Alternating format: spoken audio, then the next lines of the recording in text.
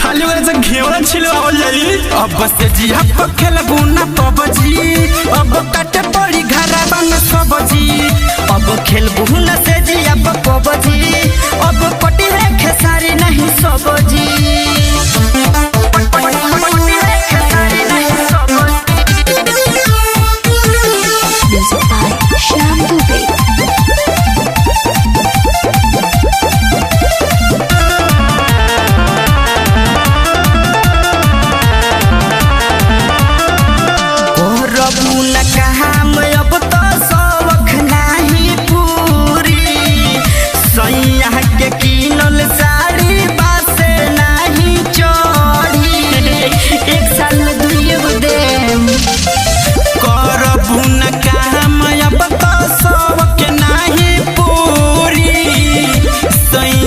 कीनल साड़ी बासे नहीं चढ़ी। कोहरी बड़ाई हम मोदी सरकार के, चहल बोले पबजी भारत से हार के। बरवा जानी तू डबजी डबजी हाँ डबजी। बाप रे बाप इतना रोले बियानु की 4 बाल्टी भर देले बिया। जाद छुपा दे ओकरा के जाके। अब खेलबू न से जी अब पबजी, अब दोनों बेर काटे पड़ी सबजी।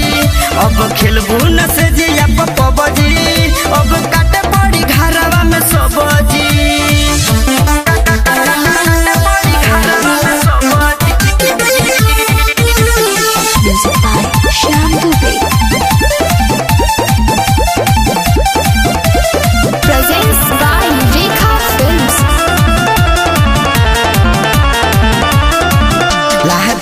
की कैद में से मिलल छुटकारा, जब ले रोहित गेम दुख रोहित सारा। तिहाड़ जेल में रोली हकारी। लागोता की कैद में से मिलल छुटकारा, जब ले रोहित गेम दुख होइत सारा। रहबी सुमित राजू भइले विवाद हो।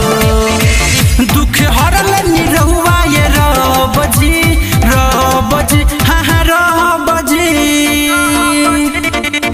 रे पंकजवा अभी फ्री फायर चलता, अब की बार खेलनू तो ओकरा के फ्री कर देम। अब से जी अब खेलबू ना पबजी, अब काटे पड़ी घरवा में सबजी। अब खेलबू ना से जी अब पबजी, अब पटी है खेसारी नहीं सबजी।